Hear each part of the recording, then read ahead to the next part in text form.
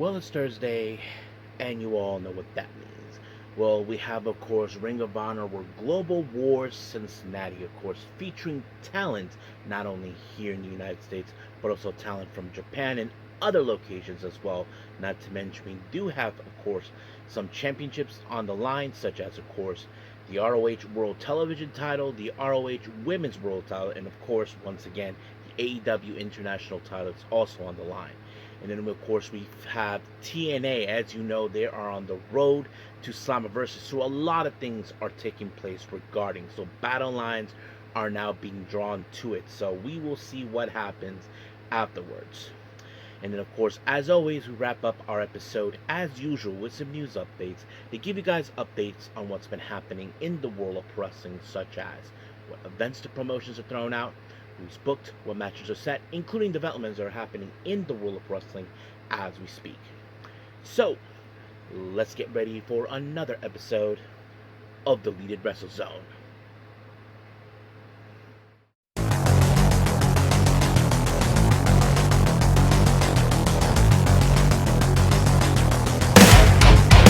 Are you ready? Get up, get up! Get up, get up! Get up, get up! Get up, get up! Get up, get up! Get up, get up! Hey everyone, welcome to the Deleted Wrestle Zone, all things that is pro wrestling with AEW, NXT, New Japan Pro Wrestling, TNA, the National Wrestling Alliance, various promotions, wrestlers, matches, and championships. I am your host, J-Rod here. So, if you are new to the channel, welcome. This is a channel we do a lot of pro wrestling reviews from various promotions, not only here in the United States, but also in Japan, Mexico, Canada, Europe, the UK, anywhere pro wrestling is not as big, but it continues to grow. We also, of course, do discussion videos, talk about various topics such as the wrestlers themselves, the promotions, factions, storylines, whatever we want to talk about. We also, of course, do more news updates. If certain information was unable to be on this episode, we can either put it on the next one or on a separate video by itself. We also, of course, do some real-time news updates to keep you guys on alert if something has happened in the world of wrestling that needs to be addressed ASAP. We also, of course, got the Unagi Sayaka Watch and various other cool wrestling content as well. So if you like what you see, please subscribe to us and click on that subscribe button. You'll be gaining a lot of daily reviews and other cool wrestling content as well.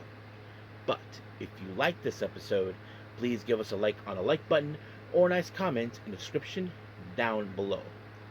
Now, enough with the jibber jabbers. Let's begin. So, let's start with Ring of Honor Global Wars Cincinnati.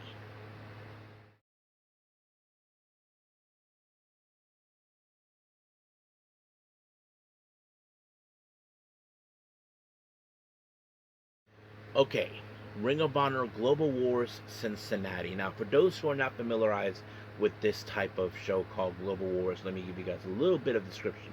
So basically, you get talent not only from the US, but talent from other countries such as Canada, Mexico, the UK, Europe, wherever you can get pro wrestlers at all to participate. And of course, we normally would have championships on the line as well, if they're from whatever promotion they're in. But today, we opened up, of course, with the Ring of Honor World Television title in a three-way. We have Action Andretti versus Lio Rush versus AR Fox. Now, it's no surprise to many of us that Action Andretti and Lio Rush were part of a tag team known as Crew, which, of course, as you know, they had began a war against Top Flight. But now it seems that they dissolved that because, as you know, Lio Rush has not been in communication with Action Andretti for quite some time, and now Action Andretti is ready to step on his own, feeling that Lio Rush was not keeping up to whatever bargain they had or whatever things were happening between them. But of course, this was determination who was going to walk out. But the real question is, will AR Fox retain the belt or lose it to one of these two individuals? However, of course, the fight ended up with both Action Andretti and Lio Rush, and it was Rush with the Black Thunder, which is like a version of the Blue Thunder Bomb. And just like that, 1, 2, 3, Lio Rush is our brand new Ring of Honor World Television Champion. Now, our next match, we have tag team match. We have Lacey Lane and Viva Van versus Red Velvet and Thunder Rosa. Now, of course, we haven't seen Thunder Rosa for quite some time, but it's great to see her again, and she's teaming up with, of course, another fellow Latina, of course. For those who don't know, Red Velvet is Colombian herself, and that's pretty much the background, because you have like the Asian side and the Hispanic side. And I thought it was a pretty interesting match, but in the end, it was Thunder Rosa with the Tijuana Bomb onto Viva Van, and just like that, 1, 2, 3, adios. Next match, we have Diamante taking on, of course, Micah. I thought the match was pretty great. I mean, Micah is a very impressive wrestler. For those who haven't seen her yet, Micah is from Stardom, and not to mention she was trained under Taka Michinoku. Many of you may remember him back from WWE when he was part of Kaientai. So that very same one. And of course, Diamante was going to go hard on her, but Micah is harder than her too. But it was Micah with the Michinoku driver that put her away. 1, 2, 3, done. Now, our next match, well, it was coming from Mexico that took place recently. It was for the ROH World Tag Team Championships. Los Villanos, consistent of Hijo de Villano 3 and his brother, Villano Tercero 3 Jr. For those who don't know, these two are the sons of the legendary Villano 3. So basically, Villano Jr. is in fact the eldest of the two.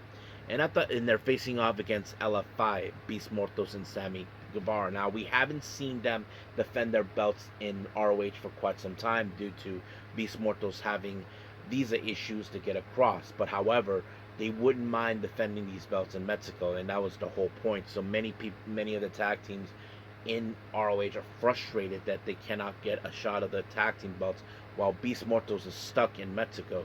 I don't know if there's the decision of the possibly coming down to the States and try to resolve that. But the match itself is pretty interesting. Basically, the majority of the fan base were behind the Villanos because in a way, they are the hometown boys.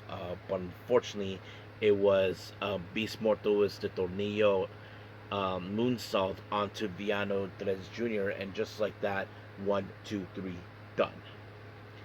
Next up, we have the AEW International Championship. Lee Johnson, our challenger, faces, of course, Konosuke Takeshita.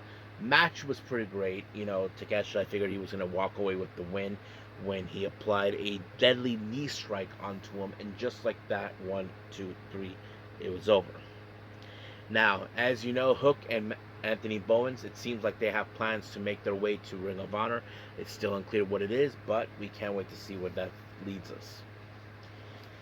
Now, our next match, we have Takumi Hiroha taking on Hyen. Now, for those who don't know, these two ladies have known each other recently. For those who may not know this or not, Hyen had did a tour with Marvelous, which is the Joshi promotion based out of Japan, which Takumi Hiroha is from, and she is the ace of Marvelous. And it's interesting that these two actually know each other. Of course, Hyen was not going to miss this opportunity because I think she might have lost to her in tag teams and possibly singles competition. And I think Hyen would have won this match. I mean, people would have said, oh, she's a hometown girl. But if you're a big fan of the Joshi wrestling team, then you know who she is. Like, her popularity is also well recognized. But in the end, it was Takumi Hiroha with the running 3. And just like that, 1, 2, 3, Hiroha picked up the win. And of course, she and Hyen hugged it out, knowing too well they knew each other very well, and that's a pretty good match. Now, our next match, we have, of course, Lethal Twist members Blake Christian and Jay Lethal teaming up with RPG Vice, taking on the Outrunners, 2/3 of the Ring of Honor World 6-Man Tag Champions. They team up with the Speedball Mike Bailey and, of course, Mystico.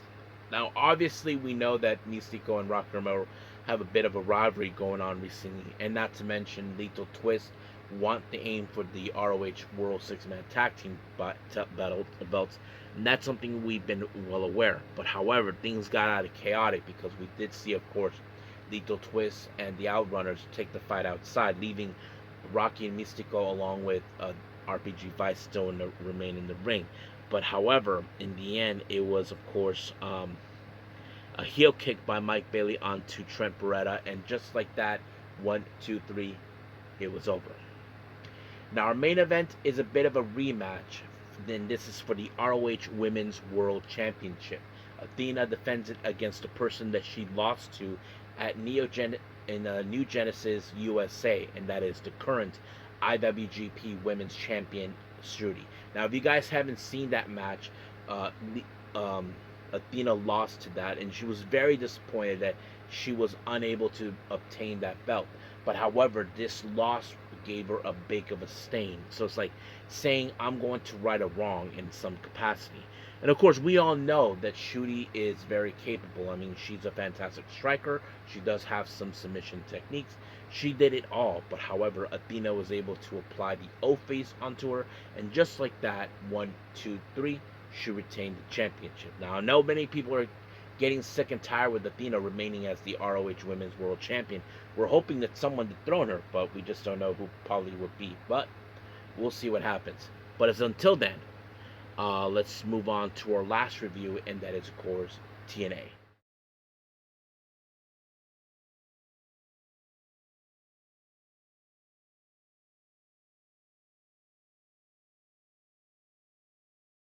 Okay, TNA Wrestling.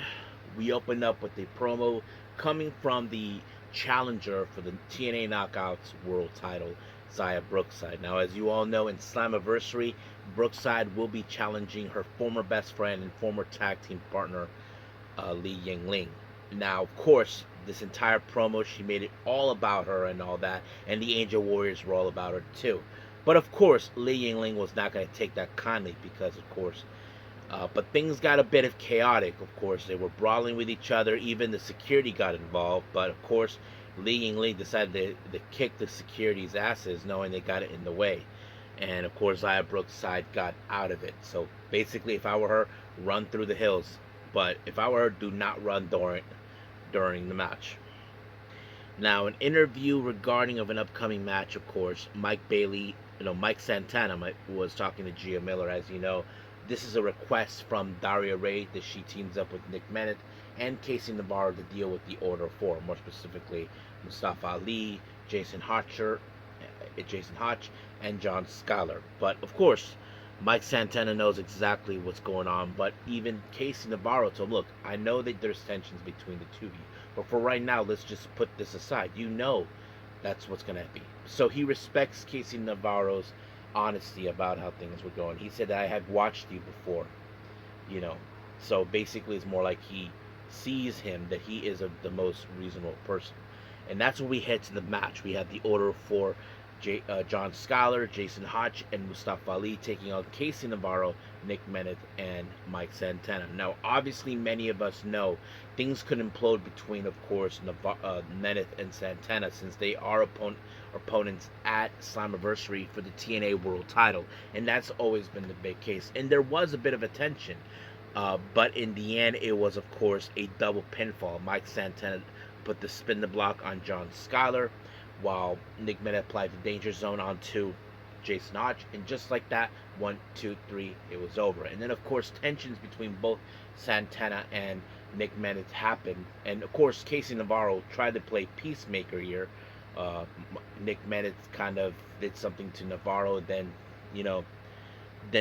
once again with Mike Santana and that sort of thing. So you probably can guess how that turned out. And of course, Nick Bennett apologizes to Navarro for what he did. But I'm sure Navarro's like thinking that, this is getting out of hand between those two. Now, we did hear from the King's Speech by Frankie Kazarian. He brought in our guest, Leon Slater, and our current X Division champion, Cedric Alexander. For those who may not know, this is the time of year where we have the Ultimate X. It turns out that Cedric Alexander will put the belt on the line against other competitors, and amongst them is Leon Slater. However, they're not the only ones involved. It was later announced by himself, Frankie Kazarian, that he is involved in the Ultimate X. And that's it. Now, for those who are not familiarized with Ultimate X, is a suspended structure where the title is up in the kind of like a ladder match, but instead of climbing up the stairs, you have to, you know, swing down by the using the ring ropes in order to get the belt and pull it down. The only way to win, if you have the title in your hands and your feet laying down on the ground, you win. And that's always been well recognized. But obviously, I know exactly what Frank Kazarian is trying to do. For those who don't know, I wouldn't be surprised if Frank Kazarian's goal not only to win the X Division title, but also cash in Option C, which is for the TNA World title. That's something I know for a fact if Frank Kazarian is looking for. But we'll see what happens from there. Now, AJ Francis, as you know, once again, he continues to act, all I wanted to do is collaborate with Elijah, all that. And we all know. Even Elijah felt worse that he can't do nothing about it. And even Hometown Man tried to cheer him up and that sort of thing. So, now Eric Young was in the ring, as you know, because he is dealing with someone that he calls a faker, which is Ricky Sosa, taking on Dak Draper. But of course, Ricky Sosa is not an idiot. He knows that Eric Young would do nothing more to try to eradicate him for his little cleansing crusade and that sort of thing. But it was Ricky Sosa with the Blue Thunder bang onto him, and just like that, 1, 2, 3, it's done. Now the Elegant Brands had to talk with Daria. It seems that that the little Chihuahua had an idea. He asked Daria if it's okay to put Mr. Elegance in the Ultimate X, and that was the idea. I don't know if he knows what he's getting himself into, but yes, they plead their case. And accidentally, Ash bumped in the Hartwell, but of course, Ash takes it way, way, way too personally. But we'll see what happens. And that's where we jumped into the match, of course, in the Hartwell versus Elena. As you know, these two women are aiming for the TNA World Knockouts Championship. But however, of course, Ash and that little Chihuahua tried to get involved. But luckily, Mara Sade was there, and she took matters in her own hands. But of course, Elena Black got pinned by Indy Hartwell with the black slide, and just like that, 1, 2, 3, it was over. But of course, Elena Black decided to beat up Indy Hartwell. Ash by Elegance tried to get involved, but Mara Sade decided to deal with Ash by Elegance, that sort of thing. So I don't know what's going to happen from there, but it's crazy. Now, Santino Marella was, of course, minding his own business in the back, as always, until he was approached by Giovanni Vinci. He told him, despite that they're both Italians and all that, he told him that he would love to get involved in the Ultimate X. So Santino, yeah, why not? And then, of course, Nick Meta tried to get pleaded to have Casey Navarro involved in that title match. So basically, why not? So looks like they were trying to fill the spots for the Ultimate X. So that's interesting. Now, while Gia Miller, of course, was conducting an interview, a little bit of an update about the Hardys, Mike Santana showed up and said, "Man, it's enough of the games and all that. Why not meet me in the ring?" So that kind of thing. Now, our next match, which is our main event, is the System. Eddie Edwards, Brian Myers, and Bear Bronson taking on the Hardys. And, of course, Moose dressed up as part of the Broken Universe. I thought it was very interesting, and, of course, it was a lot of fun. But, however, of course, there was going to be outside interference coming, and one amongst them is Alicia Edwards. And, of course, Alicia used the kendo stick when Moose got hit, and, of course, Eddie Edwards applied the Boston Knee Party, and just like that, 1, 2, 3. But however, right in the middle of the whole chaos, Righteous were right there watching, thinking that they had the upper hand to destroy the Hardys. But we'll see what happens when we get to Slammiversary. Now, of course, there was a lot of words exchanging in the end, of course, between Mike Santana and the Menace brothers, because Nick Menace believes that he's going to walk out as the TNA World Champion, but Santana is confident enough to believe he is walking out as still the champion. So we'll see what happens until then. But as of right now, we're officially done with TNA. Let's move on to wrap up our episode with some news updates.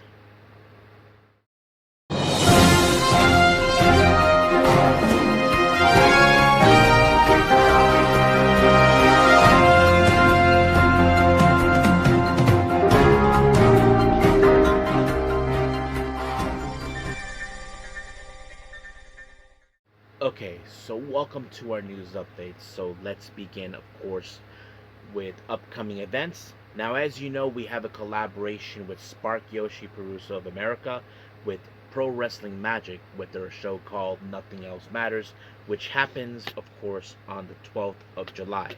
It was later announced that the current future Stardom champion Rana Yagami is now officially participating in this event. Then, of course, we have the ETU Summer Madness on the 25th of July. It was announced that the Atlantic Tag Team titles will be expected. Violence is Forever, Kevin Koo and Dominic Guarini are the challengers facing off the champions called the Expected. Now, as you know, GCW will be making their Omaha, Nebraska debut on the 31st of July, called the Top Play. It was later announced Acticus Coger, Shotzi Blackheart, Busta and the Brain, one called Manders, and Nick Gage are now announced to participate in this event.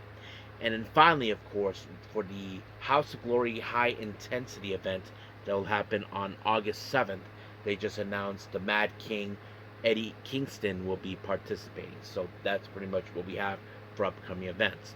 However, we had some interesting developments. As you know, battle lines are being drawn for the upcoming Forbidden Door. Pac, as you know, has issued a challenge for the IWGP Global Heavyweight Championship at Forbidden Door against Shota Umino. So it's obviously that this is a match where they're trying to teach Shota Umino a lesson, since they kind of declared him as a member of the Death Riders, but just like that. So we'll see what takes place. Now, PW Insider reports that TNA and, of course, Ohio Valley Wrestling, or OVW, are entering a partnership. And, of course, it was later reported that OVW will be treating their promotion as a developmental promotion for TNA, kind of like NXT and going to the main roster, that sort of thing. I don't know if that's a good idea, but I feel like maybe it's good for business. Like, they're trying to step into that threshold, copying what WWE are doing. I don't know if it's a smart idea. Some people would say that TNA needs to stop acting like WWE, and normally I would agree. Now, many of you guys may have heard about Michin. Well, apparently she was talking about her sister. As you all know, she's in a relationship with Big E, of course, and she was on the Chris Van Vliet show talking about that. Let me pull it up for all of you, just so you know what she was talking about. Now, here it is, and this is what she said. Once they got together, it's funny to me. Kofi and Woods talk about it all the time, getting to know Eve to know that one thing, that my sister was very much the same way. She's rightfully so. She was very high standards in a man. So once she sees a red flag, she's out. She don't care, which I love about her. So in my head, there was no guy in her for her, because she deserves the perfect guy. And when they met, I introduced them at WrestleMania, and I think in Hollywood a couple years ago. And then they got to hang out in Bianca's premiere, and they eventually got to sit together and talk. I felt like I was cock blocking because we had to go, but they were able to exchange numbers and stuff. Then they started a flourishing from jumping perfect match. Individually, they had their own people. They were okay being alone, but now they found each other and they're the perfect match. I love seeing my sister in love, and he's a great guy. So yeah, she told this on the "What's Your Story with Steph McMahon." So yeah, it makes interesting that I mean, I get that you didn't expect your sister would fall in love with a guy like Big E, and I don't blame her. But things happen, guys.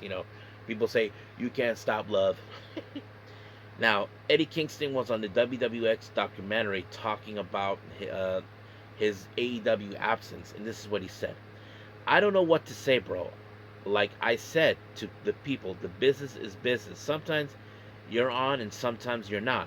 I tell people sometimes you're the hammer, and sometimes you're the nail.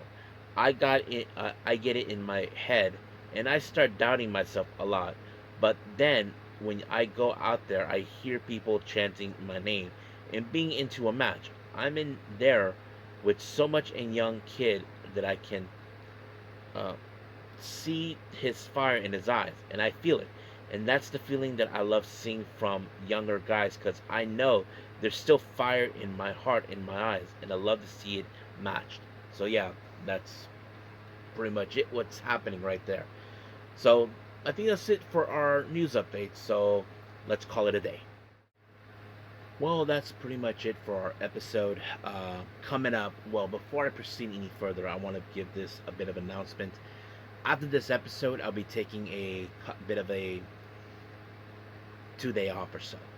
The reason is this is because recently, on a Friday, I am doing something outside. I'm a drummer, and I'm actually have some commitments I've been involved in, and I can't back down from that.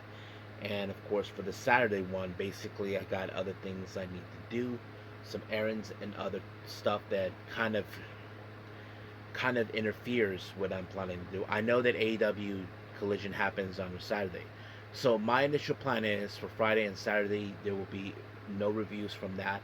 You normally, if I was reviewing on a Friday, I would be uploading the next video of that the following day, which is of course Saturday, and the same thing with Saturday to Sunday. But I will not resume back into reviewing until Sunday and uploading the next video until Monday. So that's the initial plan. So after this, but if there are some news updates that I want to put out, I'll probably do those as soon as possible. So we'll see how things go from there. So if I haven't put it up a video since then you guys know. I don't know what the initial plan is going to be, so I have to wait at some point right after Saturday and see how things will go. So until then, we'll leave things as it is. So pausing it for now, it's not temporary, it's only just a 2 day hold, pause, or whatever. But anyway, until then, I will see you guys the next time. So I must bid all of you adieu. So goodbye, and have a nice day. Bang.